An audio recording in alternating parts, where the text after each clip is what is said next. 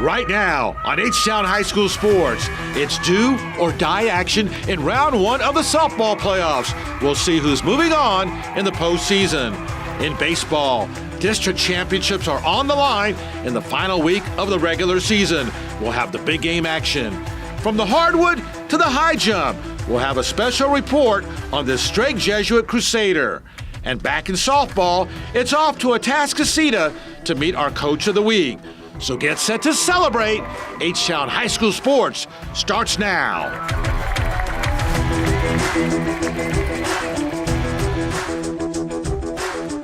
Hello, everyone, and welcome to H-Town High School Sports, powered by Vype. I'm Todd Freed. As the district baseball races wind down this week in softball, it's playoffs. Nothing but playoffs with round one of the postseason taking place across Greater Houston. One game, winner take all, 6A Region 2, Waller against Cy Woods. Cy Woods pitcher Haley Crawford gets a strikeout. She had a huge game. Bottom of the second, Cy Woods. Avery McDade rips it to center, but nice grab out there. Still scoreless. Waller pitcher Lacey Pesky was tough. The strikeout to end the third. Bottom of the fifth now. Cy Woods has a runner on, but Pesky again. She gets a strikeout. She had 10 strikeouts. It went to extra innings. Top of the eighth, Haley Crawford, another strikeout. Same at bat. Waller's Kirsten Marches lines it to right field. Catch is not made. Ball goes back to the wall. She has a triple.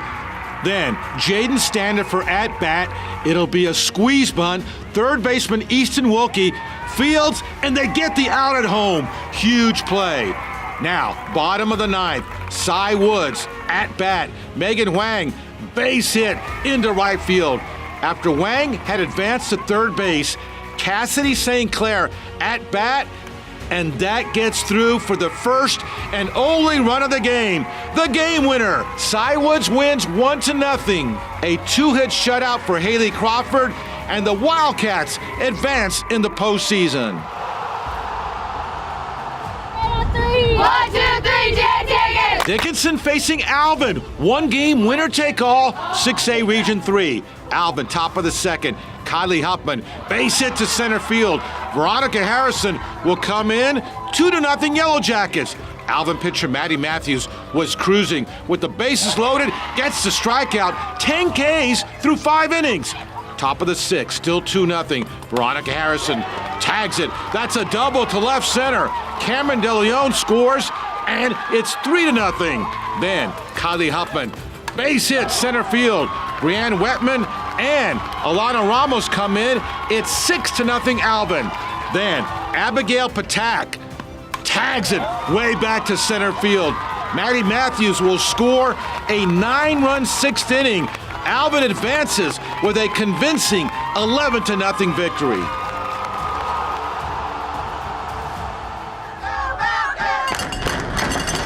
Fans from Jersey Village fired up, facing Lamar. A must-win for Jersey Village in Game 2. Top of the fourth, Lamar catcher Alexis Trevino fires a strike to Kate Paris, gets the out. Game still scoreless. Top of the sixth, Jersey Village, Ileana Jimenez knocks in the first run of the game. Atiana Ramirez scores, 1-0 Falcons. Same at bat now. Jordan Rosales with a base hit to left. It gets through. Ashley Fischenmeyer scores. Ball gets away. Here comes Caitlin Garza, and she dives in there safe. 3-0. Same at bat. Charlie Miller for the Falcons. Yeah, fans excited. She singles to center field. Ileana Jimenez will score, and it's 4-0. Then Gisali Ramirez with a blast way back to center off of the fence. Miller will come in, and it's 6-0 Falcons. Bottom six for Lamar. Reagan Burns tags it way back to right. Off of the wall. She had a triple and would later score 6-1. But in the seventh, Charlie Miller for the Falcons rips it to right center. That scores 2. Falcons win 9-1, forces a third and deciding game of the series on Saturday afternoon. In Class 5A softball, a terrific one-game winner-take-all had the Crosby Cougars taking on the LaPorte Bulldogs. Great crowd at the beautiful new ballpark at Deer Park High School. Great outing by Crosby pitcher Tori Danke. She gets a strikeout in the second.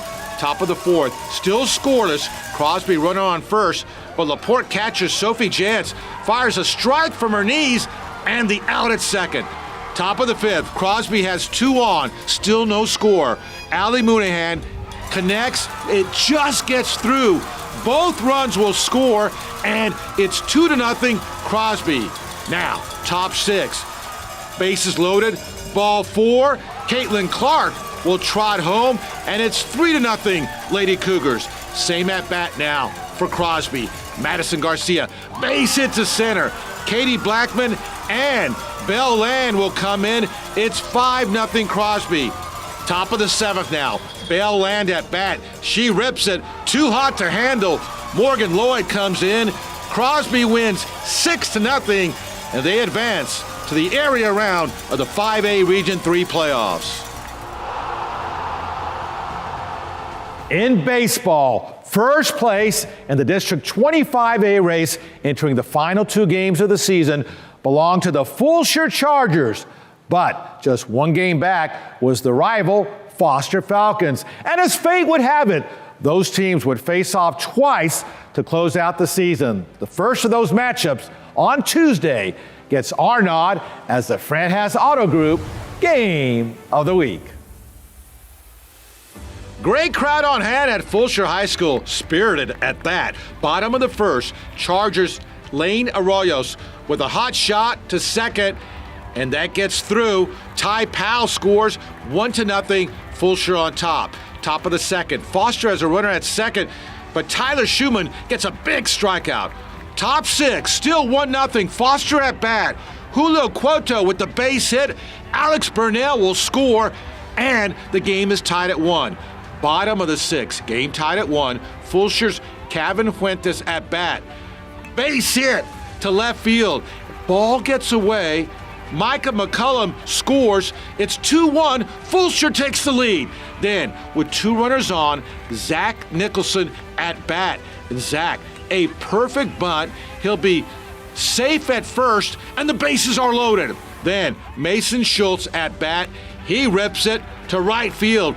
Kevin Fuentes scores. Then Stefano Ramos heads home, and he's in there.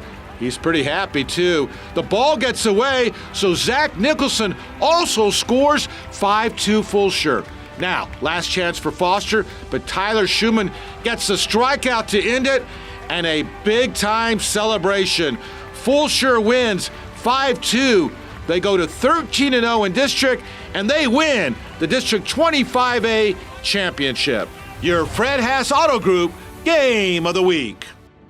The front-runner in the District 18-6A baseball race all season has been the Heights Bulldogs, but right in the thick of the playoff chase are the Bel Air Cardinals and the rival Lamar Texans, who faced off twice this week to close out the regular season.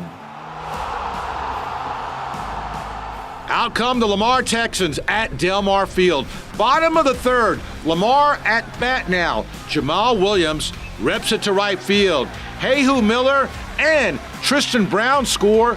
It's 2-1 Lamar. Top of the 4th, Bel Air has a runner on 3rd, but pitcher Elliot Fulmer gets the strikeout.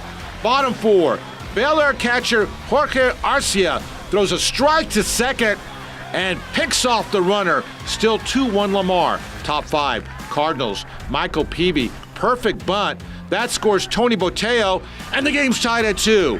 Bottom 6, still tied. Lamar, Alex Bustamante slices it to right field, and he's in with a big double, and he's pumped up. 2 runners on now. Fletch Dow tags it to right. Jack Denning diving try, just can't get it. Bustamante scores, then a play at the plate. Alex Axelrod is out, but it's 3-2 Lamar. Bottom 7, Lamar pitcher Elliot Fulmer gets a strikeout to end it. Lamar wins 3-2, but Bel Air beat Lamar on Friday 3-0, so Bel Air takes second in district. Up ahead, more baseball as Concordia Lutheran wraps up a district title. Plus, from the hardwood to the high jump, we'll have a special report on Strake Jesuits' Jace Posey. And later, it's off to Atascocita to meet our Coach of the Week.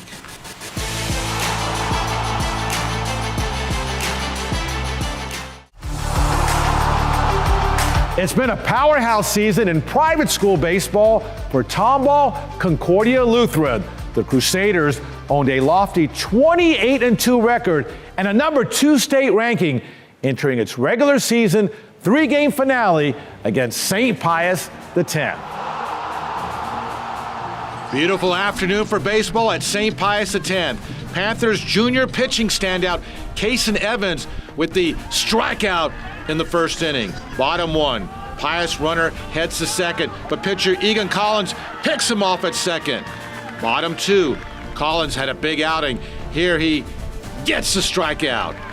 Top of the third inning now. Here's Kason Evans, and Evans with the strikeout in the dirt, still no score.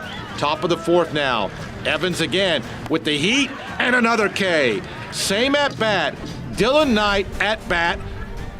Tags it to right field, way back. It's off the scoreboard and a home run. It's 1-0 Tomball Concordia Lutheran. Top of the fifth now. Douglas Pieri at bat. He flies to center. Cole Ancio on third will tag. Here comes the throw, and Cole is in there. It's 2-0. Bottom 5 now. St. Pius has a runner on third. Sean Gwynn, base hit to right. Tony Boteo scores, and that cuts the lead to 2-1. Bottom 7, last chance for St. Pius. Runners on the corners, 2 outs. Reliever Jacob Skelly gets the strikeout on the breaking ball, and Concordia Lutheran wins 2-1.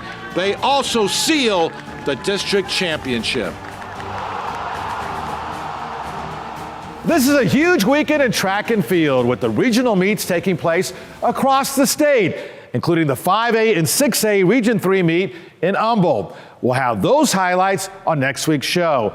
Now, the defending state champion in the high jump also happens to be a basketball star from Strake Jesuit. Crusaders senior Jace Posey continues to reach great heights, not just on the hardwood, but also in track and field. Let's go! Jesuit on 3, 1, 2, 3, Jesuit! During the basketball season, we saw plenty of this, and this, and this.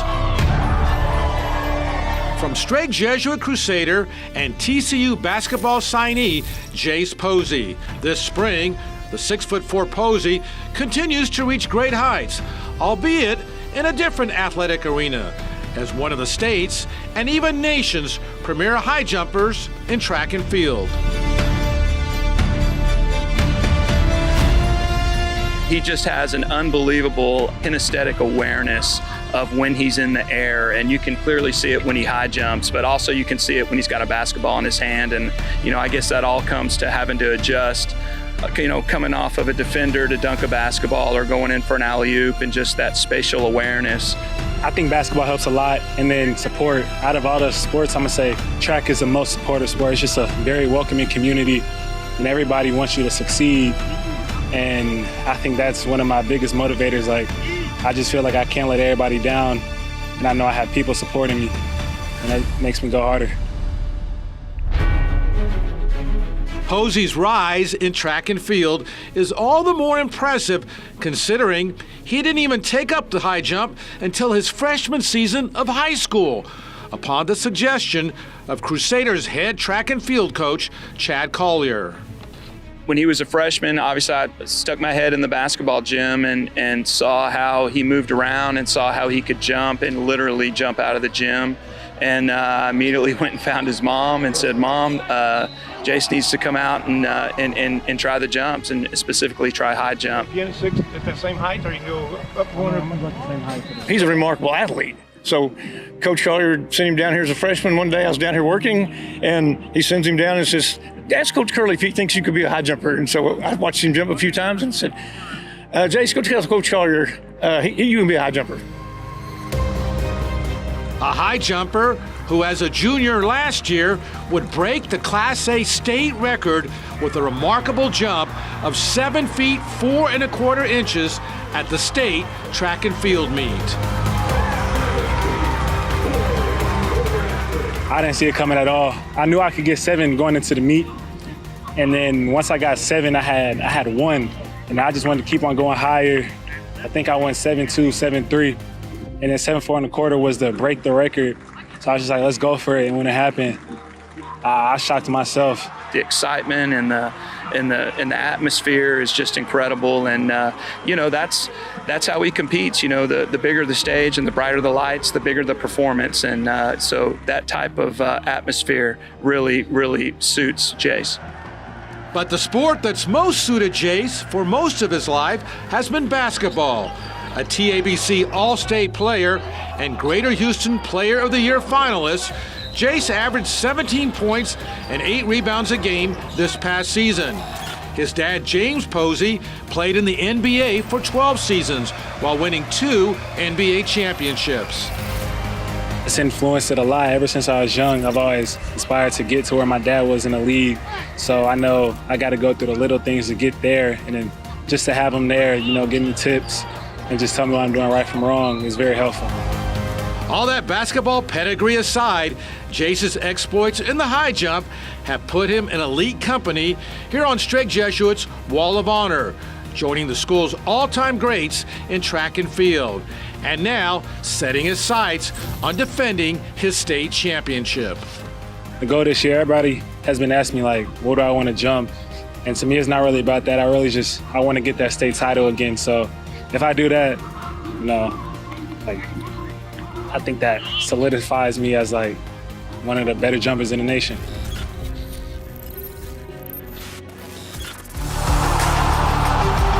One team that entered the softball playoffs off the heels of its 3rd straight district championship was the Atascocita Eagles. The Eagles are a perennial power in Class 6A softball, and we powered our way to Atascocita to recognize head coach Ashley Boyd as our ARS Coach of the Week. 4 freshmen, 3 sophomores in the starting lineup, and here you are, district champ. Youth has been served well. How have y'all done it? I think a lot of it goes to just leadership within the program. There's been a lot of people that just step up and kind of help out whenever needed and give constructive criticism. And they've been receptive to it. They've done well with making adjustments and growing in the game in a very short amount of time. What else has really impressed you about this team? Just their resiliency. It hadn't always been easy, and I think we found ways to get better throughout the year. Even after a really good game, we're still finding ways to help out the next person, to be productive in our at-bats, to have productive outs, and our defense come up with some really stellar plays this year. Nice season, lots of district championships, 3 in a row here, state championship. How do y'all keep up that high level of consistency? I think it starts at the youth level. There's a lot of kids around here that have been playing select ball since they were a really young age, and it kind of just breeds in the area. 5 seasons removed from a state championship. How bad does this program want to get back there? I'd love to go back. There's no feeling like knowing you're going to Austin and knowing that feeling of what it's like to walk off with that last win. I'd love to go back.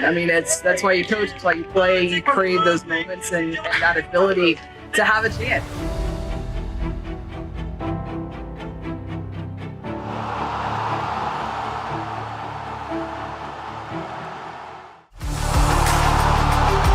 Welcome back to H-Town High School Sports. I'm Todd Freed. It's time again to feel the rhythm with the Rhythm Energy electrifying plays of the week. Waller and Cy Woods scoreless in the 8th. Waller with the squeeze bunt, but third baseman Easton Wilkie makes the play and the out at home. So bottom 9, still scoreless. Cy Woods, Cassidy St. Clair knocks in Megan Wang. 1-0 the final. Cy Woods advances. Alvin pitcher Matty Matthews, double-digit strikeouts in the shutout victory over Dickinson. Crosby pitcher Toy Danke fires a 1-hit shutout in the big playoff win over LaPorte. Fulshire Falcons win the district championship as pitcher Tyler Schulman goes the distance in the clinching 5-2 win over Foster and the celebration. Concordia Lutheran reliever Jacob Skelly gets the final out with 2 runners on as Concordia Lutheran beats St. Pius to win its TAPS district title. Your Rhythm Energy electrifying plays of the week. All right, electrifying as always. Thanks for watching, everyone. I'm Todd Freed. Until next time, stay H-Town proud.